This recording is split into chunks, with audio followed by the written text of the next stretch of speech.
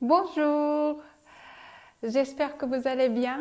Ce samedi, l'heure de déjeuner, je suis à Paris actuellement. Il y a un petit peu de soleil et un petit peu de nuages également. Je ne sais pas quel temps il fait de côté de chez vous, s'il fait beau, s'il fait froid. Apparemment, j'ai appelé tout à l'heure à mon frère et à Tokyo, il neige. Alors aujourd'hui, j'ai décidé de faire cette petite vidéo parce que dernièrement, j'ai rencontré plusieurs personnes qui m'ont dit Waouh, Minako, ton voyage au Japon, à fond, ça m'intéresse, mais vraiment. Il faudrait que je réfléchisse, peut-être je vais m'inscrire. Et puis la semaine dernière, j'ai discuté avec Twinny d'Oasis Voyage qui s'occupe de l'inscription de ce voyage. Et la bonne nouvelle, c'est que en fait l'inscription avance très très bien. Et pour notre prochain départ, le fin mai, début juin, eh bien nous avons aujourd'hui seulement quelques dernières places. Donc c'est pour vous dire que si jamais vous hésitez à venir à ce voyage, c'est peut-être le moment de venir, c'est peut-être le moment de prendre votre décision. Alors je vais vous dire bonjour à Marie-France, Antoine, bonjour à Amilcar. Voilà, vous êtes en direct. Ah, Catherine, coucou, bonjour Catherine. Alors, donc aujourd'hui, en plus de ça, je vais partager avec vous l'histoire. Selon la mythologie japonaise, comment la terre de Japon, l'archipel de Japon est né, a été créé. Eh bien, selon la mythologie japonaise, l'archipel de Japon a été créé, est issu d'un acte d'amour d'une déesse et un dieu. C'est-à-dire que, plus concrètement, à chaque fois quand ils faisaient l'amour, alors ils ont donné naissance à une des îles du Japon.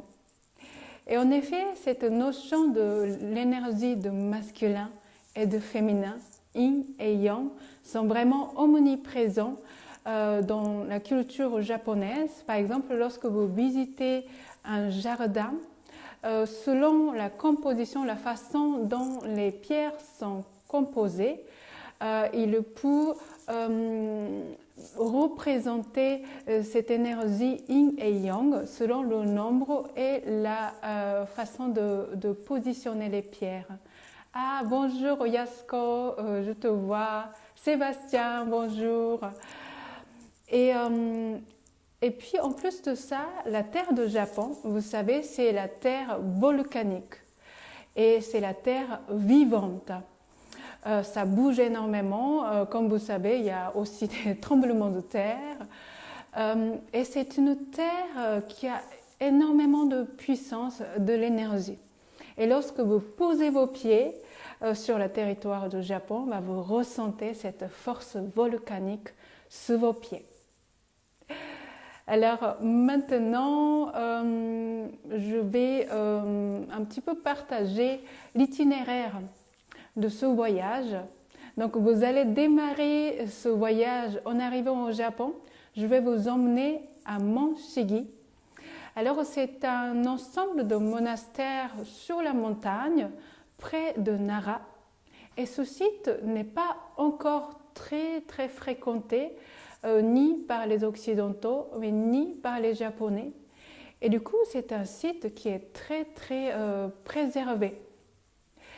Alors, lorsque vous arrivez à ce lieu, vous auriez dit que comme si en fait vous avez pénétré à l'intérieur du monde de voyage de Chihiro. Il y a plein de petits portillons rouges qui succèdent l'un après l'autre sur le chemin. Et puis vous allez voir les bâtiments, les ensembles des temples et des monastères qui sont absolument magnifiques. Sébastien qui dit le Japon, le plus beau pays du monde. Mais oui, Sébastien, et écoute, viens avec moi en fin mai, même si maintenant tu es rentré en France, donc du coup ça fait un peu plus loin, mais pourquoi pas. Alors donc je continue, donc dans ce Monshigi, vous avez la possibilité de participer très très tôt le matin au rite bouddhisme, la séance de méditation, la cantation de mantra. Et puis par la suite, alors nous allons continuer notre voyage vers Nara. Alors Nara, c'est une ancienne capitale, même avant Kyoto. Et il y a une énergie qui est très, très classe. Je trouve que l'énergie de Nara, c'est quelque chose de très élégant et très classe. Et à Nara, nous allons visiter, sanctuaire de Kasuga, voilà c'est ça, Kasuga Taisha, sanctuaire de Kasuga, là où vénérer les daims comme le messager de Dieu. Il y a plusieurs animaux qui sont vénérés au Japon, notamment les daims, le serpent, le renard, etc. Et puis dans cet sanctuaire, vous allez découvrir, il y a environ 3000 lanternes et l'ensemble de sanctuaire est de couleur plutôt rouge. Le code couleur est plutôt rouge. Et c'est une des sanctuaires préférés du Japon pour moi. Et puis, par la suite, nous allons visiter le grand Bouddha, ce fameux grand Bouddha de Nara. Et par la suite, nous poursuivons notre voyage vers Monkoya. Alors, Monkoya, c'est un véritable haut lieu bouddhisme ésotérique.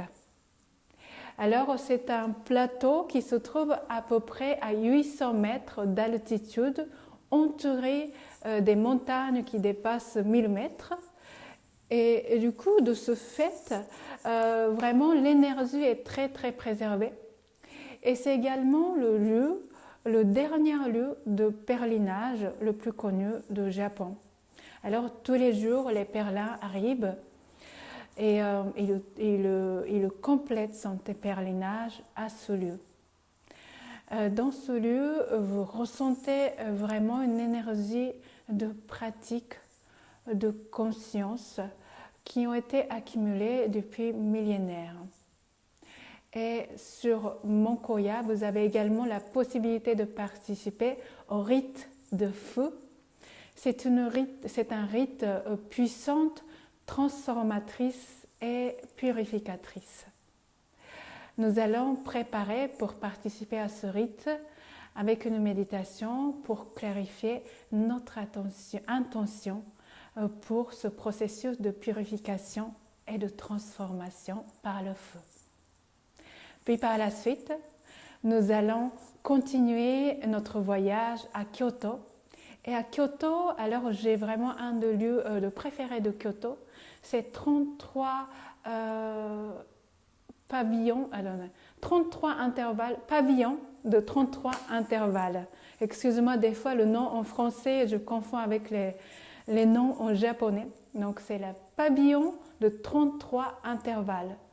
Et dans ce lieu, vous découvrirez les 1000 Bouddhas, 1000 Avalokiteshvara, donc c'est le Bouddha de la compassion. Et moi, j'ai visité cet endroit lorsque j'avais 14 ans. À cette époque, je n'avais aucune idée de ce que c'était véritablement la compassion. Et puis, je n'avais pas vraiment la passion, l'intérêt sur le spiritualité. Et le mot compassion, c'est vrai que j'avais déjà entendu, mais je l'avais compris de manière très superficielle jusqu'à ce jour. Et lorsque j'ai pénétré dans ce lieu, et lorsque j'étais face à ces 1000 Bouddhas avec ces 1000 mains, pour apporter l'aide à tous les êtres de tous les règnes, de tous les mondes. Les règnes, les mondes, ça veut dire qu'en fait, différents niveaux vibratoires. Et ils ont 44 visages pour qu'il y en ait un entre nous qui s'échappe sans regard. Parce qu'il est tellement déterminé à apporter cette aide à tous les êtres. Et lorsque j'étais face à ces 1000 Vedas, mais j'étais juste submergée par l'énergie elle-même de la compassion. Rien que d'y penser, là, ça me fait presque pleurer. C'est tellement, tellement grande et c'est tellement, tellement magnifique. Et du coup, Avalokiteshvara à 1000 mains, pour moi, c'est une des icônes de ressources sur laquelle je me confie, je me livre. Lorsque moi-même je rencontre des obstacles, mais c'est aussi lors de l'accompagnement thérapeutique que je propose. Et suite à ça, à Kyoto, alors nous allons visiter plusieurs temples que vous allez découvrir dans le programme complet. Et puis, alors après Kyoto, donc nous allons passer, je crois que 2 jours et demi, 3 jours à Kyoto. Et suite à ça, nous allons visiter Ise. Et c'est un lieu qui n'est pas très connu encore par les Européens. Et pourtant, pour les Japonais, c'est un des lieux les plus importants du Japon. C'est comme le nombril de Japon, si vous voulez. Alors, c'est le lieu principal de notre tradition shintoïsme du Japon. Et dans cet endroit, vous allez découvrir la puissance et à la fois la finesse de l'énergie de la nature du Japon. C'est près de la mer, et puis c'est la forêt. Et le sanctuaire est renouvelé, reconstruit tous les 20 ans. Et c'est le symbole de ces dieux qui se renouvellent tout le temps et la jouvence éternelle. Et c'est là où vous allez vraiment goûter la beauté de la sobriété du Japon. Parce qu'au niveau architectural, c'est très minimaliste, très épuré, très simple, avec des belles matières. Et en plus, tout ça est renouvelé tous les 20 ans. Alors voilà, donc si vous hésitez aujourd'hui à participer à ce voyage, eh bien je vous laisse juste découvrir en cliquant le lien qui est dans le descriptif qui vous mène à la page de descriptif complet de ce voyage. Et sachez que donc il reste à ce jour seulement quelques dernières places. Il y a Catherine qui dit mais ça donne trop envie. Bravo Minako, tellement fière de toi. Oh, merci beaucoup. 1000 douceurs. Et quelle joie de l'être. Et oui, Catherine, quelle joie de l'être, Catherine. On se parle très vite. Alors, je vous souhaite un magnifique voyage. Ah, coucou Delphine. Je pensais à t'appeler prochainement. Eh bien, alors je vous souhaite un merveilleux week-end et puis à très bientôt.